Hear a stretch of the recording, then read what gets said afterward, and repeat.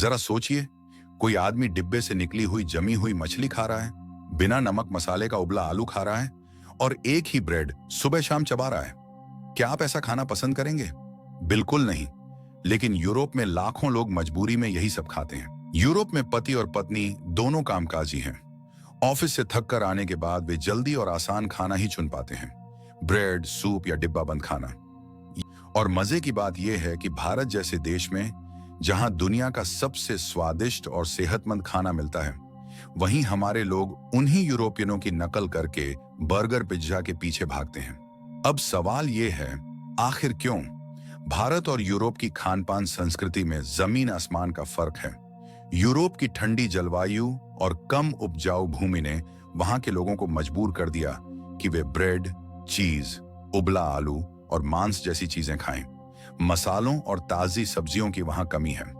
उनके भोजन में स्वाद से ज्यादा जरूरत पूरी करने की मजबूरी झलकती है।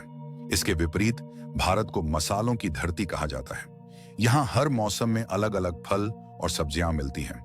दाल, चावल, रोटी, सब्जी, अचार, दही, पराठे, इडली, डोसा, न जाने कितनी विविधता है हमारी थाली में। यह खाना न केवल स्वादिष्ट है बल्कि सेहत के लिए भी उत्तम है। लेकिन अफसोस, आधुनिकता और दिखावे की दौड़ में हम भारतीय अक्सर अपने असली खजाने को भूलकर पश्चिम की नकली चकाचौंध में उलझ जाते हैं। हमें लगता है कि पिज्जा और पास्ता खाना स्टाइल है, जबकि सच्चाई यह है कि पश्चिमी लोग तो मजबूरी में खाते हैं और भारतीय नकल में। असली आधुनिकता अपनी जड़ों को पहचानने में है। आज पूरी दुनिया योग, आयुर्वेद और भारतीय खान-पान की ओर देख रही है। कोविड महामारी में हल्दी वाला दूध और काढ़ा पूरी दुनिया ने अपनाया। सोचिए, अगर हम खुद अपनी परंपरा पर गर्व करेंगे, तभी दुनिया उसका सम्मान करेगी।